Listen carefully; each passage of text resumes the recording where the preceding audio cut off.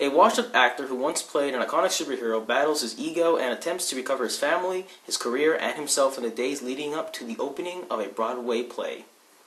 That is the exact description I got off IMDb.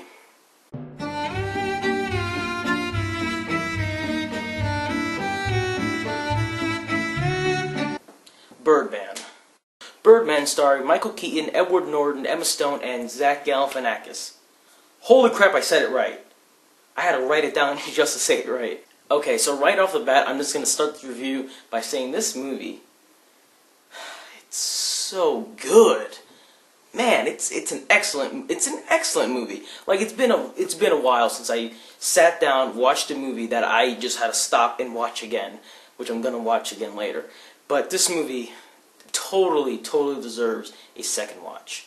Birdman is the kind of movie that deserves a second watch. You know, there's always that one movie that comes out every certain amount of years, or just that one time of year movie where you just watch it and you're like, man, I gotta watch the movie again, just so you can appreciate it once again.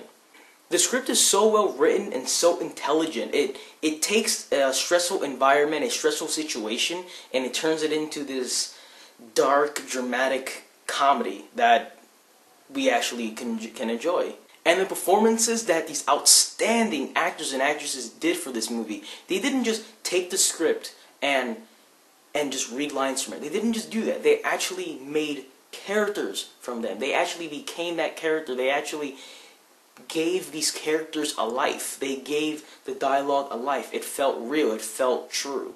And speaking about feeling real and feeling true, anytime there will be a conversation, an argument between Edward Norton and Michael Keaton, it didn't feel like a scene. It didn't feel like a scene. It felt like it was two people having an argument. It felt like two people having a conversation, two people agreeing on something. It was two people talking. It wasn't the actor says his lines, cut, this actor says his lines. It wasn't like that. It was just, the dialogue was so flowing. It had a very nice pace to it. And that goes for everybody else in this movie, actually. Like Michael Keaton and Emma Stone. There were many scenes in the movie where they were talking. There's a lot of scenes in there. And you can see there's chemistry between them because Emma Stone in the movie, she plays as Michael Keaton's daughter, who's she's a drug addict. She's a former drug addict. She was in rehab, and in that environment where the father is kind of a washed-up actor who's trying to build something out of his life again. And anytime they would argue, or the part where she pretty much told them off, you can see that this character is angry, frustrated, just wants to say all this to him. And when she does, you can see in her face and just in her emotions in general that she finally let that out.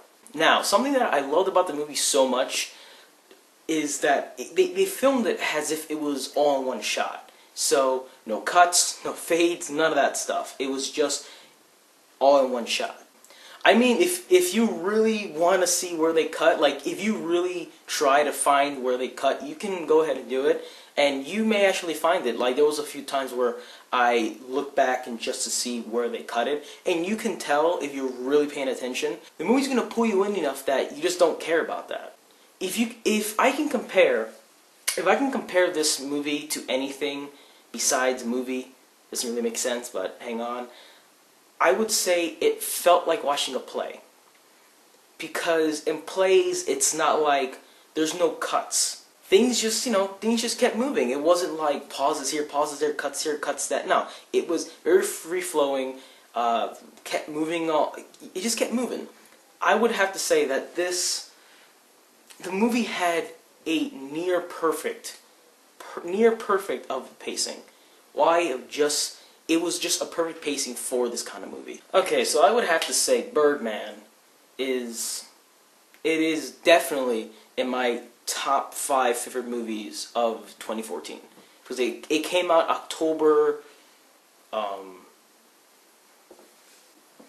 it came out October 17th, 2014, and when it came out, it wasn't shown in local theaters around me.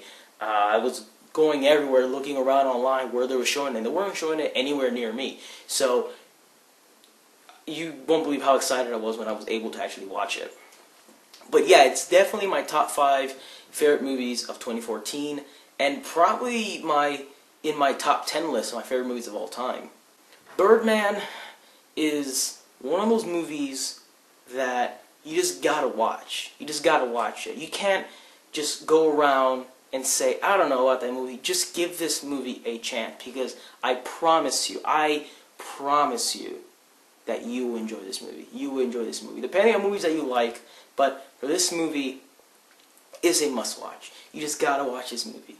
Birdman is a must-watch movie. If you've seen it already, awesome.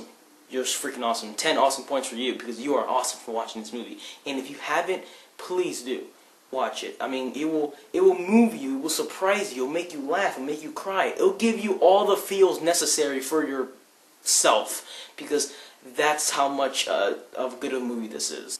So I don't usually rate a movie. I would either say go watch it, thumbs up, but I'm actually going to start a rating system, and I will give this movie a